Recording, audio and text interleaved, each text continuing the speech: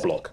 Well, you know, Soul is really good at the strike throw game, and that could technically be qualified as the most retro mix-up, right? I mean, technically. That's actual facts. Actual facts. You're not wrong. You're not wrong. Ooh, the 5P coming out as well as an anti-air button. Yeah, there's certain characters' jabs and situations that's really good anti-airs in this game. So it's not just the forward punches that can stuff the opponent from time to time. Yeah, and I like the decision, right? Heavy fireball and RC backwards, Tokyo Drift backwards, and I think that's got to be just in case of a vortex coming out. Yeah, super smart, right? We've seen Souls respond to so many things with that Night Ray Vortex so quick, but a nice frame trap there for Mad and Cheerful, and the OTG for that last bit of damage he needed. Yeah, insane button, man. Kai's heavy slash does everything. OTGs, pay your taxes, makes you breakfast in the morning. Go-to button for sure. Mad and Cheerful wanting to go to the corner. Already gets the knockdown, but yeah, quick SDP, gonna make him respect the wake-up game. Ooh, we talked about that Night Raid Vortex actually costing him as Mad and Cheerful stays in the air, and the second hit of Stun Dipper catching him. Ooh, yeah, that burst is barely not punished there. Oh, the DP actually whipped counter hit as well. That's gonna be a RC follow-up. Bring him down with the Bandit Bringer. What we're gonna do next, tries to put the plus frames on him, but Mad and Cheerful with the Abare, still not gonna make him escape this corner though, and death awaits. Yo, you gotta be so scared about someone who's Obarian when they're getting hit. Not like on knockdown or in block. Retro was getting hit and he went 2S. That will reach if he comes out. Sick.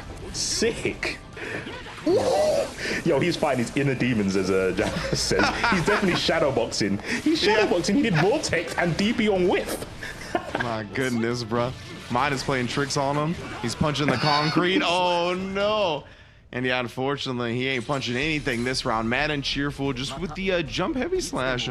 Doing a great job kind of jailing the Soul. We saw that a couple of times actually from Mad and Cheerful. Instead of prioritizing like keeping the pressure on, trying to get the strike throw game, he just backed up and was like, what are you gonna do, Soul? If you're gonna Night Raid Vortex, he's gonna try to react with a 2S or a Stun Dipper. If he was gonna jump out, he's at perfect space to anti-air. Can also stun edge from that range. We've seen that in a lot of fighting games, right? Letting yourself kind of back up from the corner just to shut down any option of your opponent.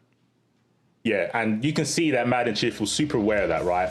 Not throwing out fireballs without RC behind them, because the threat of the Vortex alone is a reason not to do it, because you lose mad damage. And Retro doesn't care if you're not going to throw the fireball away. He will still show you the Vortex card, like literally Exodia. Like, I don't care if you're throwing a fireball, it might still hit you and you will disintegrate. But yeah, Mad and Cheerful played it very well, I think, considering the matchup. Ooh, yeah, and getting the counter hit as well on the other side. Oh no, yeah. Oh no, right back into it though. I was gonna say when the counter comes out, you gotta burst sometimes. It's just the emotional burst, as you put it before. But we're gonna get the hard knockdown. Wow, and Mad and Cheerful, no fear. Actually, probably looking to throw a DP, to be honest with you. YRC for a little bit of defense, but knocked down again. On hit, Retro Mixup doesn't know the difference between block stun and hit stun. He doesn't care. The button's getting released regardless. Oh yeah, the Air Bandit Bringer, definitely a good tool as well for Soul. Able to stuff a lot of different anti-air attempts. Able to just throw off people's timing because of it. And I like that Mad and Cheerful went for a fireball once he saw Soul was in the air. Whoa, that was... I mean, I probably wouldn't have blocked it. Ambitious for sure. That was like super delayed super. Like he maybe was fishing for like a fire S, because he definitely was in range to catch a fire S, but yeah, Retro not taking the bait.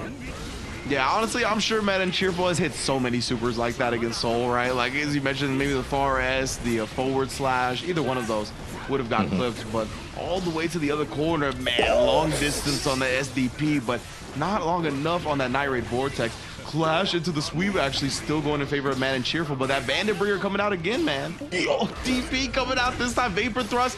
Ooh, counter hit confirmed right there, and the clean hit Volcanic Viper combo. Then he went for the rapid RC stuff. He's definitely trying to get clipped. I respect it. Get that clout, my guy. Oh, Gunflame, trying to Fafnir.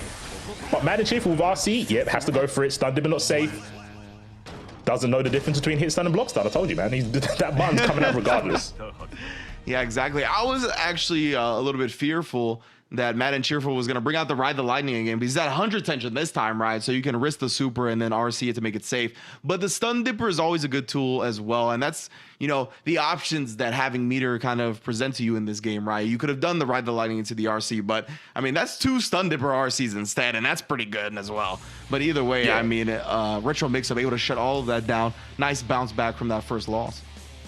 For sure, for sure. I think that's it's a go-to option, right? You have to always anticipate Stun Dipper if you see your opponent with 50 tension. Like, it's a given. There's no good reason not to do it other than you are jumping. And even then, they'll get the PRC, and then you will go, well, he's going to grab me, or do I have to press a button?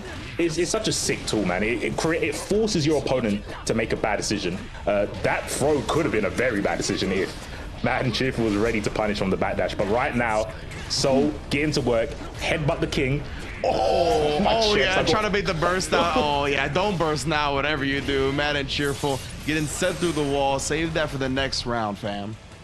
Yo, I got whiplash. When he did backdash and still got caught by the far S, my back is in pain. That was painful to watch. But Mad and Cheerful sticking to the second part of his name. He's cheerful. He's happy that he can make this comeback. Trying to force Soul to the corner, but Retro just jumping away and spinning his jaw with a big HS and putting him back in the corner.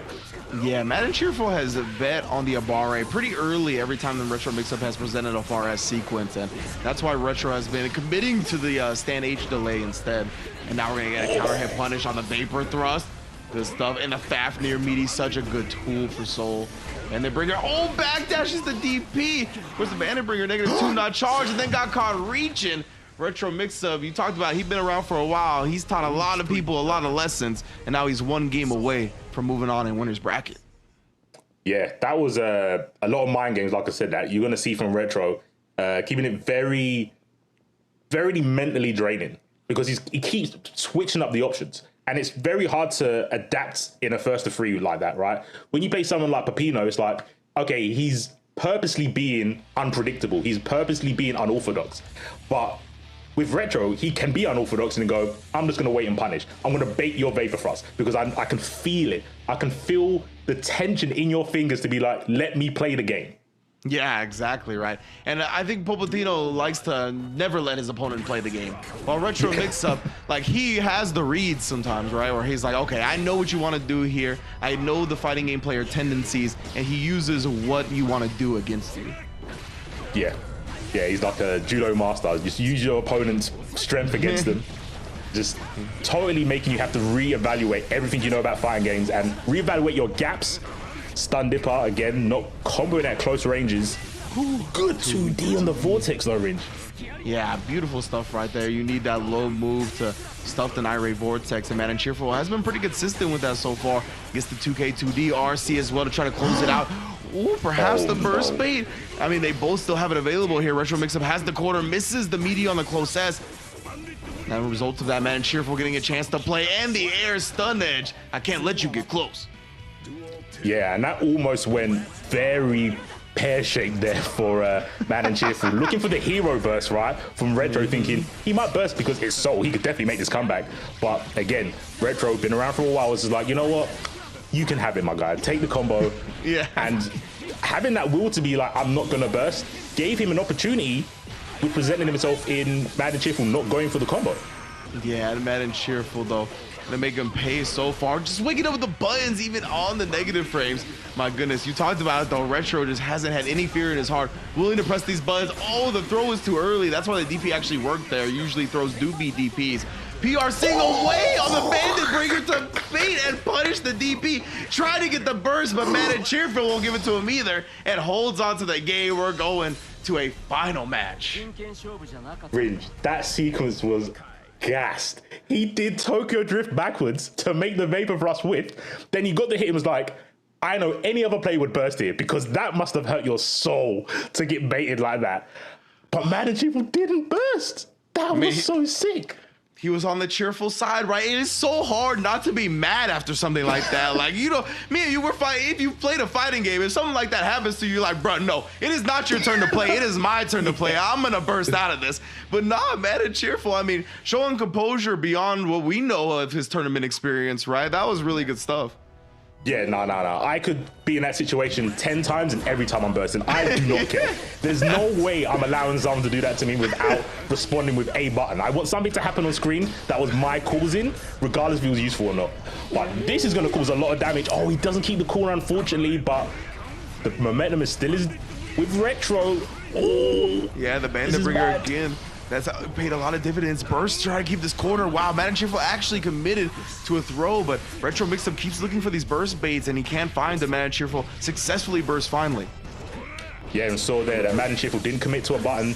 Just escaping Soul 6p in the air, but you can't escape Soul for long, right? Oh, the Bandit Bringer, and then I love the drift forward on the BRC, slowing him down, putting the delay base netcode on him. We know we are in Robakia, but when you get that BRC or the PRC put on you, bro, it feels like we went back in time. Oh, he just did round start DP, catching the 2D Retro. Yeah, you can't get a read on this guy. This guy fights in Braille. You can't read it. You can't look and see what's happening. The dust though. Yeah, the charge does.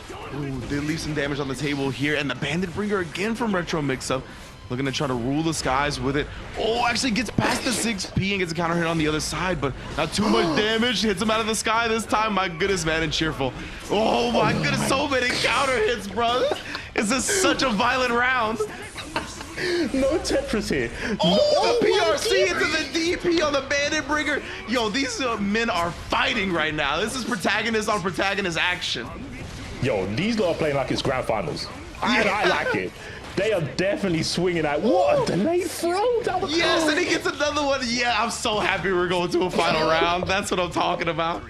Yo, this matchup is insane. Mad and Cheerful definitely getting a name out for himself. Definitely. Yeah, this is so good, and the air-to-air is solid. Doesn't actually get the whip punish with that 2K. My goodness, he was just a frame or two too slow. Oh, wow, the cross-up hit him with the butt cheek. So, the master of all art forms. Oh my, can you believe that? The clash into the sweep train? Are you serious with these guys right now? They're in sync. This looks like some Zero Damage video from back in the day. Like, yeah, they're so in sync, right? This isn't fine. This is like a dance, interpretive dance. It's like the choreography from the trailers, bro. Yeah. Oh, the Fafnir for the chip damage, and we're getting low here. Both players still have their bursts available as well. Oh, PRC on PRC action. That dust might have been a throw attempt. I'm not sure. Either way, we got the corner from Mad and Cheerful. 6H in response. That's a punish.